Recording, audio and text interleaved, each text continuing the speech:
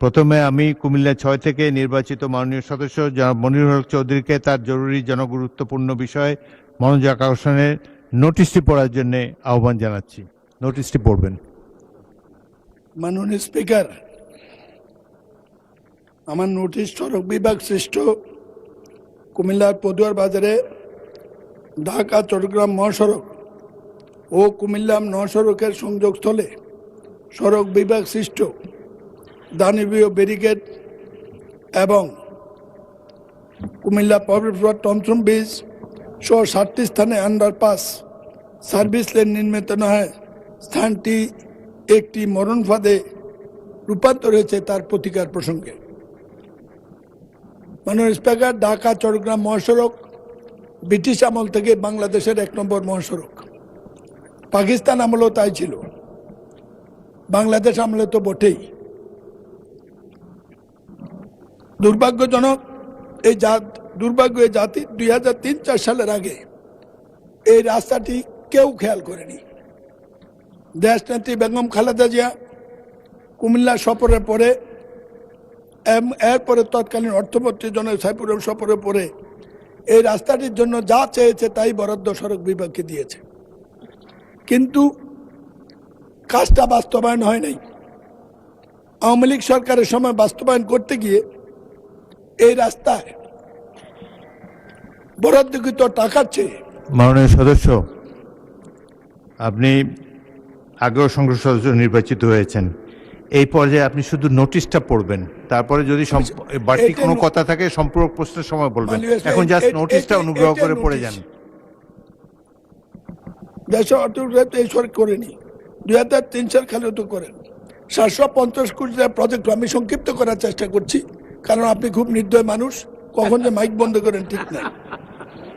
আমি জীবনে এত ভয় পাই নাই কোথাও, এখন আপনার সামনে দাঁড়াইলে যে ভয় লাগে। কথা শেষ করার আগে, মৃত্যুর আগেও মানুষ মুখে একটু পানি দেওয়ার সুযোগ দেয়, আপনি তাও দেন না।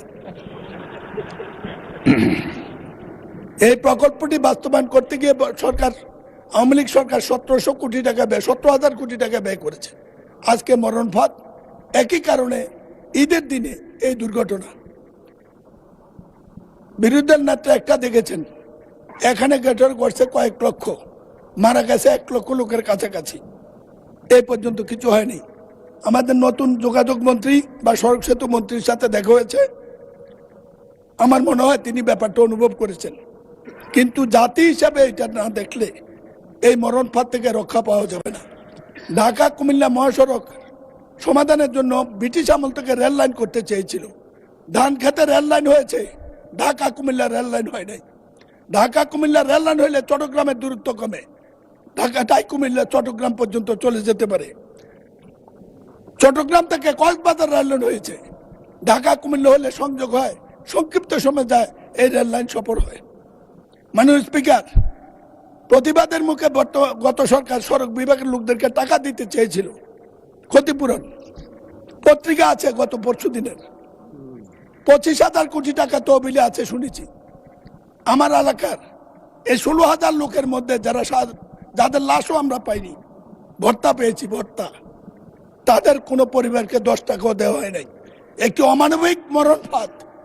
50 বছর যাবত লড়াই করছি, কিছুই করতে পারিনি। আশা ছিল এই সংসদ আসলে কিছু করব।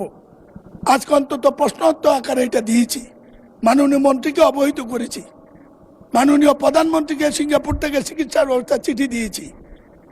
আমার এখন কুমিল্লা যেতে ভয় লাগে, কি জবাব দেব? আপনার মাধ্যমে সংসদের কাছে, আমার সরকারের কাছে এই জবাবটা জানতে চাই, কি জবাব দেব? মন্ত্রী সাহেবকে সফর করতে বলেছি, তিনি সচিব সাহেবকে পাঠিয়েছেন। আমি বলি, আপনি 3টা মন্ত্রী, এরকম সৌভাগ্য বাংলাদেশে এর আগে কারো হয় নাই।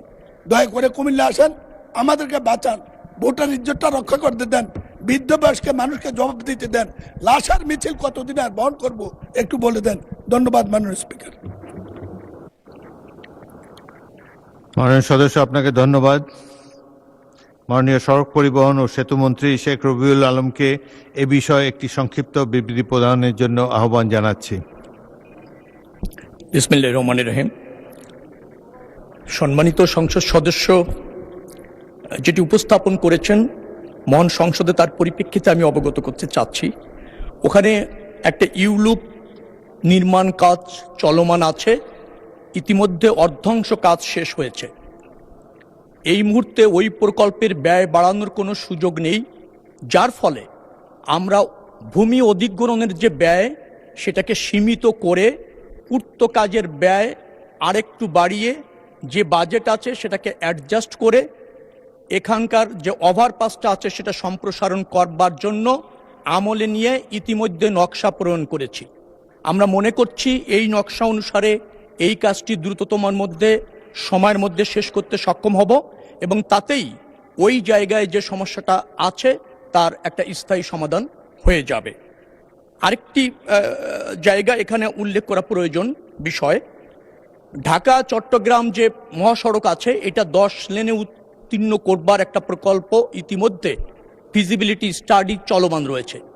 সেখানেও আরও 3টি আন্ডারপাস নির্মাণের পরিকল্পনা সরকার ইতিমধ্যে ওই ফিজিবিলিটি স্টাডির মধ্যে আছে। পাদুয়া বাজারে যে ইউলিপের কথাটা বলা হচ্ছে সেটিকে আবার আমরা ইন্টারসেকশন যেভাবে আছে তার অধীনেও আরও 2টি আপনার আন্ডারপাস নির্মিত হবে, যার ফলে 5টি আন্ডারপাস ওই অঞ্চলে নির্মাণের পরিকল্পনা ইতিমধ্যে সরকার গ্রহণ করছে। দ্রুততম সময়ের মধ্যে বিশদ নকশা আপনার প্রণয়নের কাজ চলছে। আমরা এরপরে ডিপিপি উপস্থাপন করে এই ব্যাপারে যে সমস্যাটা আছে তা সমাধান করতে ইতিমধ্যে পদক্ষেপ গ্রহণ করেছে সরকার।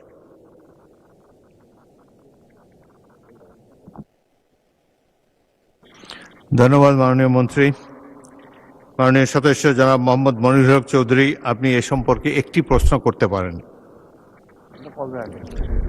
মাননীয় স্পিকার, যে কোনো সময় সবচেয়ে বেশি হতাশ হলাম। আওয়ামী লীগের সময় যে বক্তব্য দিয়েছে মন্ত্রী সাহেব সেটাই দিচ্ছেন। আমি প্রশ্ন করেছি 750 কোটির জায়গায় 17 কোটি টাকা 17,000 কোটি টাকা খরচ হলো বলে শুনছি। আন্ডারপাস কোথায় গেল, ওভারপাস কোথায় গেল এবং অনুমোদিত ওভারপাসটি কেন হলো না? আরেকটি রাস্তা হলো এখানে ব্যারিকেড দিয়ে রাস্তা বন্ধ করে দিল কুত্তামার্কা নির্বাচনের সময় 14 সালে। 14 সাল থেকে এত লোক মারা গেল, একজন লোকও ক্ষতিপূরণ কেন? মন্ত্রী মহোদয় বলছেন ওভারপাস হবে, এক্সপ্রেস হয়ে হবে, এই রবীন্দ্রসঙ্গীত বহু শুনেছি।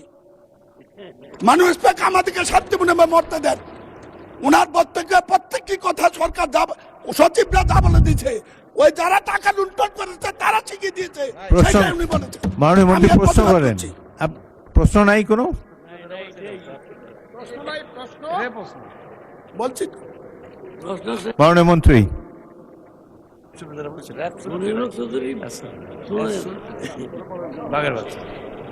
প্রকল্পটি এর আগের থেকেই বাস্তবায়ন চলমান আছে।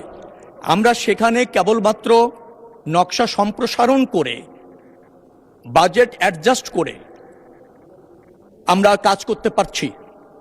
আর এখন যে প্রকল্পটি নেওয়া হচ্ছে 10 লেন করবার ক্ষেত্রে ঢাকা চট্টগ্রাম মহাসড়ক, সেখানে কিন্তু ওই অঞ্চলের দুর্ঘটনা, ওই অঞ্চলে যানবাহন চলাচল ক্ষেত্রে যে শৃঙ্খলা, যে ইন্টারসেকশনগুলি আছে সেটা যাতে প্রচুর যানবাহনকে ম্যানেজ করতে সক্ষম হয়, যেহেতু পদুয়া বাজারের বেশ কিছু আপনার যুক্ত আছে ইন্টারসেকশন, সেটাকে পরিকল্পনা করে আগামী দিনে যে প্রকল্পটা যাচ্ছে সেখানে আছে। অর্থাৎ পূর্ববর্তী সরকারের আমলে যে প্রকল্পটা হয়েছিল সেই প্রকল্প যতটুকু সংশোধন করা দরকার ততটুকু আমরা করতে পারছি, এর বেশি ওই প্রকল্পে করা সম্ভব হচ্ছে না। সরকার নতুন এসেছে, নিশ্চয়ই মাননীয় সংসদ সদস্য তিনি আমাকে এই বিষয়ে জ্ঞাত করেছেন। আমি সেখানে সচিব এবং আমাদের সড়ক ও জনপথ অধিদপ্তরের দায়িত্বশীল কর্মকর্তাদের তাৎক্ষণিকভাবে পাঠিয়েছি। তারা সেখানে সরজমিনে দেখে আসছে, বেশ কিছু পদক্ষেপ আমরা নিচ্ছি। দ্রুততম সময়ের মধ্যে নিশ্চয়ই মাননীয় সংসদ সদস্য দৃশ্যমান কিছু দেখতে পাবেন। মাননীয় মন্ত্রী, এবার আমার প্রশ্ন, আপনি যেসব পদক্ষেপ নিতে যাচ্ছেন এতে কি মাননীয় সদস্য মনিরুল হক চৌধুরীর সমস্যার সমাধান হবে? এক কথা বলেন, ইয়েস অর নো। আংশিক হবে, আংশিক হবে। ধন্যবাদ।